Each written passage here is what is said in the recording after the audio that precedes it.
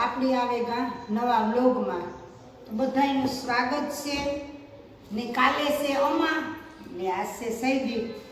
તો જો આપણી પાણી રેડવા મંદિરે ગાતા પીપરે પિતૃદેવ ભેજાય બધા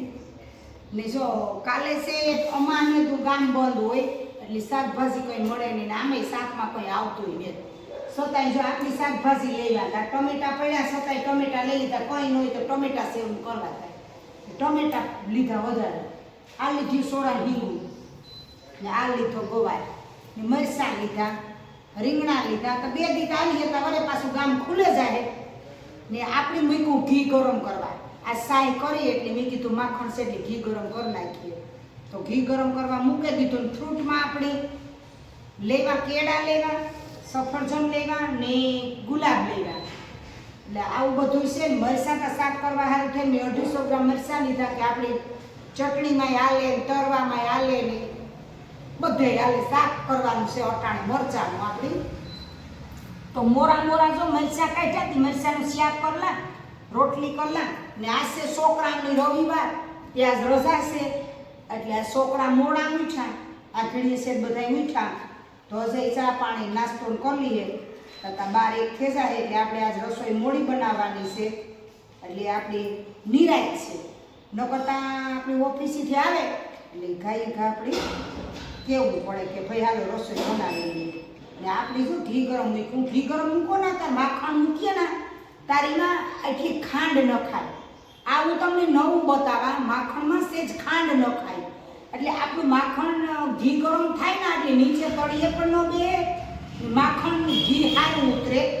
એ સારું એમાં ખાંડ છે 2 દાણા ન ખાય આપણે 1 ચમચી દાળ ભાતની ખાંડની નાખી દેવાની એટલે આપણું ઘી એકદમ બરે પણ નહીં અને સારું ઉતરે ઘી સારું થાય એટલે આપણે એ રીતે જો ગરમ કરવા મૂકવું એ પણ હું અમને તમને બતાવવા કઈ રીતે ગરમ કરાય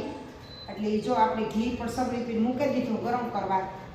તો એવા આપણે છે ને શાક મરચાં ભરી લઈએ લોટવાળા રોટલીનો લોટ બાંધી લઈએ તો આમાં આપણે જોડાયેલ જ રીઝો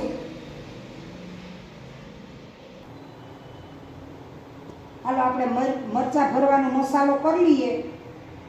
તો જો આમાં મૂક્યું ઘી ગરમ જો આ ઘી ગરમ છે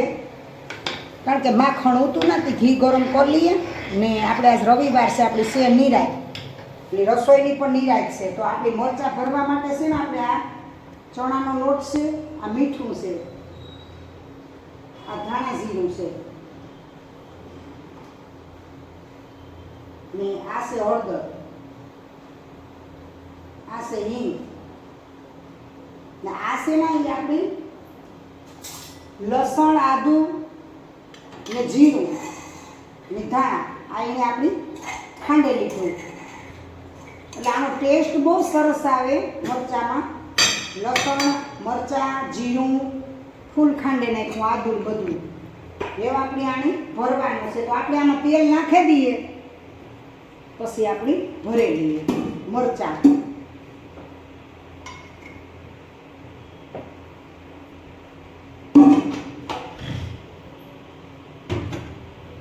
તો આ રીતે આપણે ભરવાના છે મરચાં ને કારેલા ભરીએ તોય પણ અમે આ રીતે શેકેલો લોટ ભરીએ કારેલામાં ને આમાં પણ શેકેલો નથી ભરતા આમાં તો અમે છે ને કાચો લોટ ભરીએ કારણ કે તેલમાં અમે સડવા દઈએ બહુ ટાઈમ સુધી એટલે લોટ તેલમાં શેકાઈ જાય એટલે એનો ટેસ્ટ બહુ સરસ આવે આમાં બીજું કંઈ નહીં નાખવાનું એટલે આપણી અસલ રૂપાનું થઈ જાય તો આપણી જો ભરે ને તમને દેખાડા ઘી પણ ગરમ થઈ ગયું ને તેલ પણ આપણું આવે ગયું તો આપણે મરચાં વઘાર લઈએ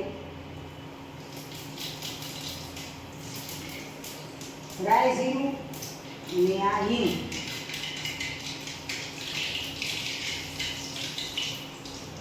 તો આપણું મરચાં ભરાઈ ગયા ને એ આપણે નાખી દઈએ મરચાં અંદર નાખી દઈએ એ ઘી પણ આપણું ગાળી લઈએ તો જો ઘી એકદમ અસલ થેગું રૂપાનું જો એકદમ કમ્પ્લીટ થેગું ઘણાય છે ને આવું ફીણ ઉતારે ને અમે કંઈ કરીએ નહીં અમે સીધું ઘી છે ને માખણ ધોવે ને ગરમ કરી નાખીએ ને પછી ઘી લાલ થાય ને એટલે ઉતારી લઈએ લાલ ઘી થાય ને મને બહુ ગમે સુગંધવાળું ઘી મને ભાવે બહુ તો જો આપણે આ શાક વઘાર નાખીએ મરચાંનું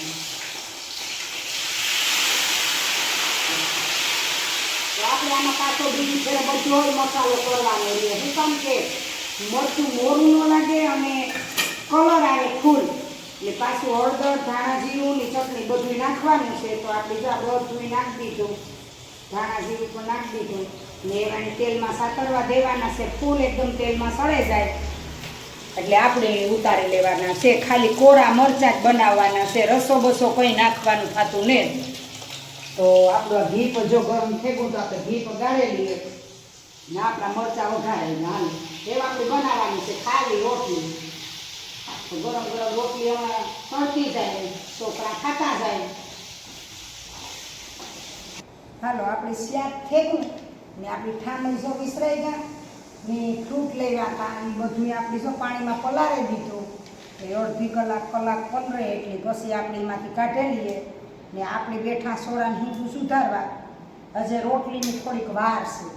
કારણ કે છોકરા આવે ને પછી રોટલી બનાવીએ. તો ફ્રૂટ પલાળી લીધું, ઠામ વિસરાઈ લીધા ને એ આપણી સોરાને હિંગું સુધારી લઈએ ને તો હાજી આપણી શાકભાજી સુધારેલું હોય તો કરવા થાય. બપોર પછી તો અમારું કંઈ નક્કી ન હોય. બપોર પછી તો જો કૂવે જાય, લંબાવે જાય તો શિયાળે થઈ જાય ને પાંસે થઈ જાય. ને જ્યાં 5 વાગે હમણામાં ફેરીએ તો કોઈની કોઈ બેહવાવાળું આવે જાય એટલે આપણી બી સોરા હિંગું આપણું પડ્યું રહીએ કે હું ખાલું નહીં. કારણ કે જે રોટલીની વાર છે ને ત્યાં આપણી સોરા હિંગું મોરેલી એમ. આમાં છે ને અટાણે દિવસના જ આ સુધારાય કારણ કે આમાં કોકો ખડેલી પણ હોય એટલે આપણી જોઈએ ને તો જોવે ને બી કાઢવા થાય. નકર તો ખડેલી હોય એટલે આપણે અંધારામાં કંઈ ખબર ન પડે. એ પહેલાં આપણે હું કાં બધું શાક બધું સુધારે ને ફ્રીજમાં રાખી દઈએ ને એટલે આપણે કરવું હોય ને